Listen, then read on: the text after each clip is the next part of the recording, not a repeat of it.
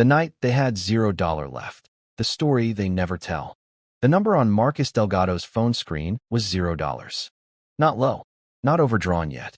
Zero. Exactly zero. Like the bank had decided to make a point. He was 34 years old, standing in the parking lot of a Kroger in Columbus, Ohio, at 10:47 on a Tuesday night, holding a loaf of bread and a jar of peanut butter he couldn't pay for. His debit card had declined at the register. He'd put the groceries back on the shelf himself, slowly, carefully, the way you do when you're trying not to let the cashier see that you're about to cry. He sat in his 2009 Civic with the heat broken, in February, and he didn't cry. He just stared at the screen. $0. And behind it, $41,800 in debt. This is that story. Marcus grew up in Reynoldsburg, a suburb east of Columbus where the houses are small and the ambitions are large. His father drove a delivery truck for 27 years. His mother worked the front desk at a dentist's office. Neither of them had gone to college, and they wanted something different for Marcus, badly enough that they co-signed his first student loan when he was 18 without reading the interest terms.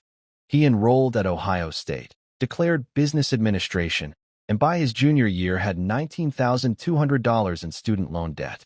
That felt manageable, abstract even, a problem for future Marcus. Future Marcus arrived faster than expected.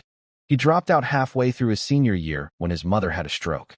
He moved back home, took a job as a shift supervisor at a regional logistics company called Crestline Distribution, and told himself it was temporary.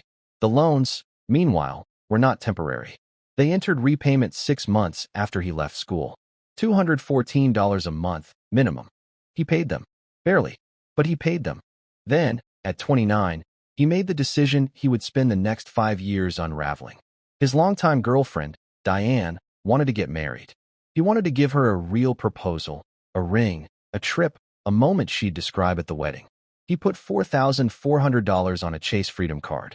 0% for 12 months, the offer said. He told himself he'd pay it off before the rate kicked in. He didn't. The marriage lasted 26 months. The debt stayed longer.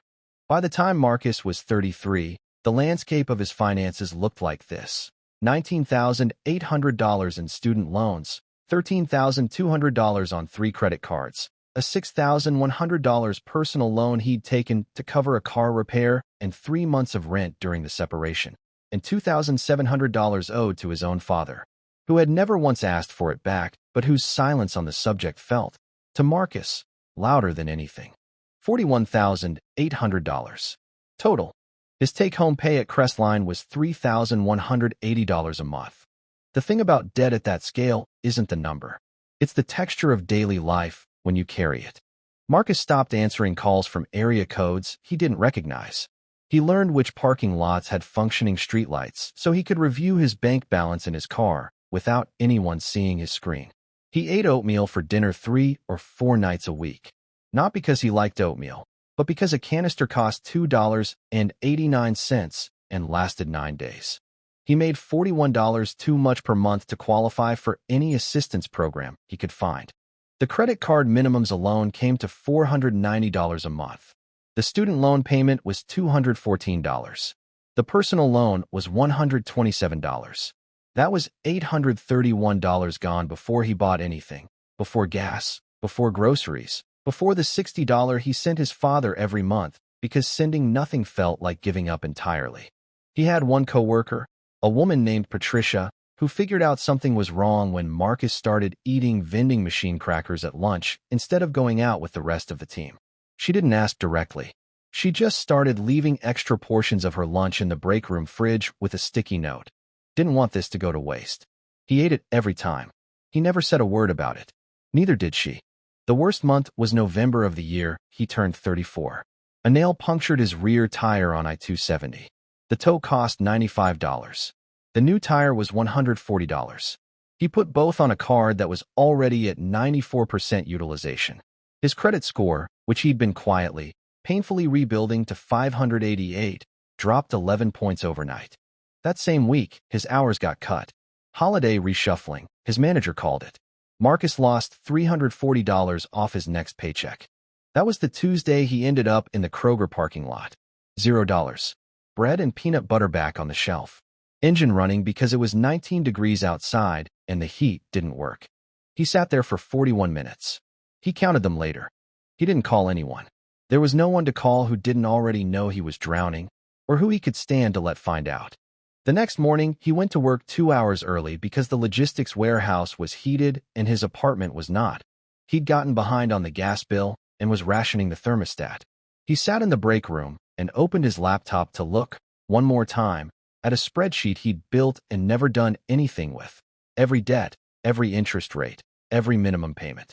He'd stared at this spreadsheet before, many times, but something shifted that morning. Maybe it was the cold. Maybe it was the Kroger parking lot still sitting in his chest. He stopped looking at the total, $41,800, and started looking at the smallest number on the list. The personal loan, $6,100, rate of 18.4%. But the balance was $2,700 now, because he'd been paying it for 8 months. If he stopped paying everything else at minimum and threw an extra $200 a month at that loan, he could kill it in 11 months. It sounds obvious written out. It was not obvious to Marcus at 6:15 in the morning in an empty break room in a warehouse in Columbus. It felt, in that moment, like finding a door he hadn't known was there. He texted his father that morning. Not about money. Just, hey, you doing okay? His father texted back a photo of a crossword puzzle he was working on. Marcus stared at it for a long time. He called the personal loan servicer that afternoon during his break and asked, for the first time in his adult life, a direct question. If I pay an extra $200 every month, how fast does this end? The representative told him, 11 months. Marcus wrote it on his hand with a Sharpie, 11 months. He started that Friday. He also, quietly, took a second job. For hours on Saturday mornings at a U-Haul center on Morse Road, checking in return trucks. $13.25 an hour. He never told anyone at Crestline. He deposited every dollar of it directly at the loan servicer's payment portal, manually, so he could watch the balance fall. The personal loan died in month 10. Marcus paid it off $180 ahead of schedule because a tax refund arrived, $1,100, and he did not spend a single dollar of it on anything else. He rolled what he'd been paying on the personal loan, $327 a month now, directly into the next target, the smallest credit card, a Synchrony account at $3,400. He did not celebrate. Not yet. He bought himself a coffee at McDonald's, $1.89, and let that be enough. It took Marcus Delgado 3 years and 4 months to retire all $41,800 in debt. He paid off the student loans last, on a Thursday in late spring, and when the confirmation email arrived, he was in the break room at Crestline eating lunch with Patricia. He showed her the email without explaining what it was. She read it, looked up, and said, "Oh, Marcus." That was all. He nodded. They finished their lunches. Today, Marcus is 38. He lives in a 2-bedroom apartment in Westerville with a thermostat he sets wherever he wants. He has $6,400 in a high-yield savings account, the first savings he has ever held in his adult life. He has a credit score of 724.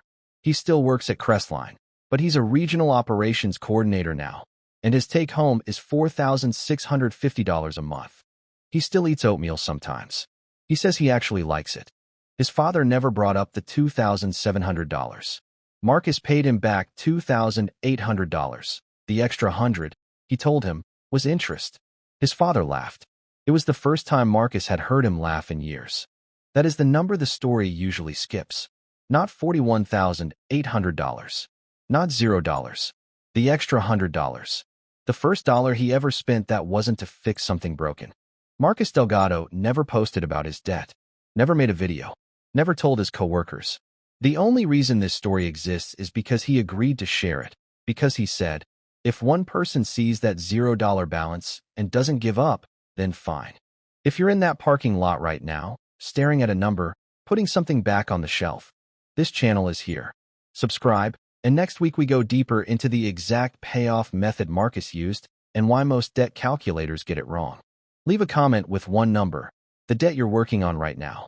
Just the number. You don't have to explain it. Just put it there. Someone will see it.